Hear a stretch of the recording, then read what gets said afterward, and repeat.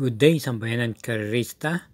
Halina po't samahan niyo po muli ako sa aking paghatid ng aking mga giya para sa September 27, 2023, Merkules, muli sa pista ng Metroturf kung saan meron pong 8 pakarera at tulad din ng dati, 5:30 na hapon po ang simula. Bueno po, sa puntong ito, atin pong umpisa na at di rin tayo magtatagal pa. Karera numero 1, may distansyang 1,000 meters, ang Class 5, Split Group 5. At ito'y start ng first set ng Peak 5, races 1 to 5, meron pong 6 na kalahok. Pampramera po natin dito ay numero 2 na Andromeda, na kinabi na po kay Pops M. Cabalejo ang renda. Pangwalo lang po dumating noong September 16 kay Manang Biday at ang segundong Jumbo. Ito po ay may angkin din naman tuling to, pero naturuan na rin po siyang isunod o sa ulian manggaling. Bagamat pangwalo nga lang siya dumating, pero base sa aking pagkakaintindi, siya po hindi gaanong ikinilo sa laban na yon dahil nung half mile at 1/4 mile siya nanatiling kwarto pesto at pagsapit ng diretsahan siya po iniurong, kaya nga pangwalo lang po dumating, mukhang nakikiramdam lang po. Sila rin naman po ang maglalaman dito, nandito rin si Happy Maggie. Bueno, ang ating naman panigundo, yun nga, numero 4 Happy Maggie na dumating naman po pang 5 doon din sa karerang yon noong September 16 na panalo ni Manang Biday. Ito po isang diremate at rerenda naman po ito ni JT Pabilik. Kaya ang pili po natin sa karera numero 1, pampremera numero 2 Andromeda at panigundo yung numero 4 Happy Maggie. Karera numero 2, start ng winner take all, races 2 to 8. May distansyang 1,400 meters, isang Class 4 merge 28 to 33 and 34 to 39. Meron po tayong 8 entries. First choice, yung numero 5 Luke Skywalker na random po muli ng regular rider niya si ILL Aguila. Ito po ay pang-siyam lang po dumating noong September 10 kay Under Pressure. At ito po ay pwedeng i-pacing at pwede rin namang sa likuran manggaling. Ito po may angking panalo noong August 23 kung saan tinalo niya po si True History. Same rider pa rin po. Ating pong panigundo naman dito yung number 4 Full Control na galing sa panalo. Ito po ay rendahan po muli ni Dan L. Camanero at may panalo po ito noong September 16 nga kung saan tinalo niya si True History. Ito po ay isang deremate at pwede naman i-pacing. Kaya ang pili po natin sa karera number 2, pampremera, numero 5 Luke Skywalker, panigundo yung numero 4 Full Control. Karera numero 3, start ng Peak 6, races 3 to 8. May distansyang 1,000 meters, split 11 to 15 group. Ito ay isang Class 5 at meron tayong 8 entries. Pagpremera natin yung debanderang numero 3 na Steady Cut. Ito po ay kinambyo na po kay JB Hernandez ang renda. Ito po ay may angkin tuling at natersera lamang siya noong September 16 kay Raha Bago.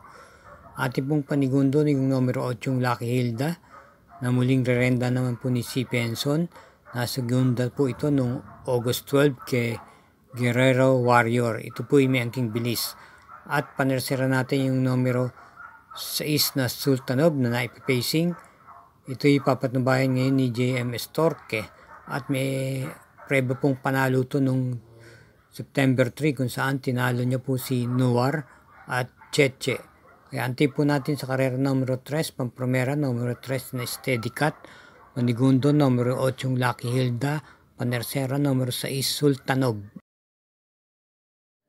Karera numero 4, start ng second Peak 5, races 4 to 8. Ito ay isang Class 5 split Group 5 at meron tatakbuhin sa distansyang 1,000 meters with 6 entries. First choice yung numero 6 na Lighting Bolt.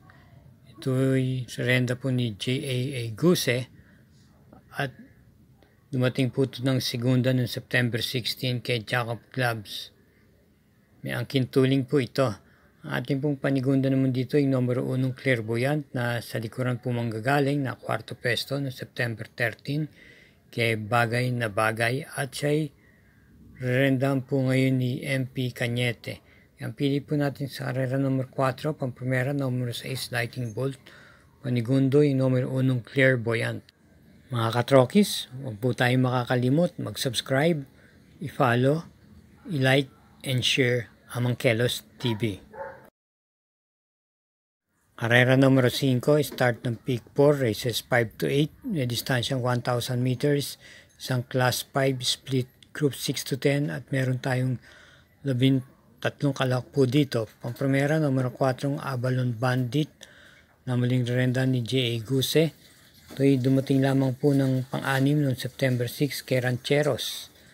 At base sa kanyang kinilos doon, mukhang nag-aabang lang po ito dahil nung 1/4 at 1/2 mile ay nasa pansyam na pwesto. Pero pagsapit po ng meta, kinilos po pang-anim lang po dumating. Ang isa niya pong takbo ay noong August 9 kung saan na tersera po siya kay Doña Chichay. Panigundo naman po natin dito yung numero 11 Love Radio na muling rendan po ni JB Hernandez. Ito'y dumating lamang ng tersera kay You Never Know at naipipacing po itong kabayong to. Panersera po natin yung numero 9 Tokyo Rumba na segunda no September 9 kay Aidan's Victory. May angking bilis. At rerendan po ni Joel Shego. Kaya ang pili po natin sa karera numero 5, pamprimera numero 4 Avalon Bandit. Panigunda numero 11 Love Radio at panersera yung numero 9 Tokyo Rumba. Karera numero 6, isang class 5 split 11 to 15. Distance 1,000 meters with 7 entries. First choice, yung numero 3 na Compassion na muling rerendan po ni Dan L. Camaniero. Maganda po ang ikinikilos nito nung mga nakarang huling takbo niya. At nasigunda po ito noong September 20 kay Darna. May angkin tuling po. Ating pong panigunda naman dito yung numero 1 Bukas Grande Island na regular rider niyang si Opie Cortez po ang rerenda na ipipacing at pwede rin pong isabay sa unahan. Ito naman po ay dumating lamang ng tersera pwesto noong September 13 kay El Mundo at sa nasigundong Cassis King. Ang pili po natin sa karera numero 6, pamprimera numero 3 Compassion, panigundo numero 1 Bukas Grande Island. Okay mga katrokis, bigyan daan po muna natin ang mga nagpapa-shoutout.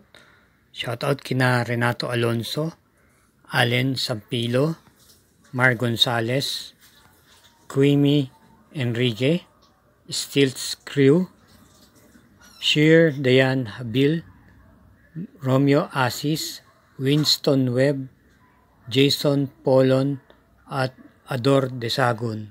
Salamat po sa inyong pagtangkilik at hari naway tayo'y palarin.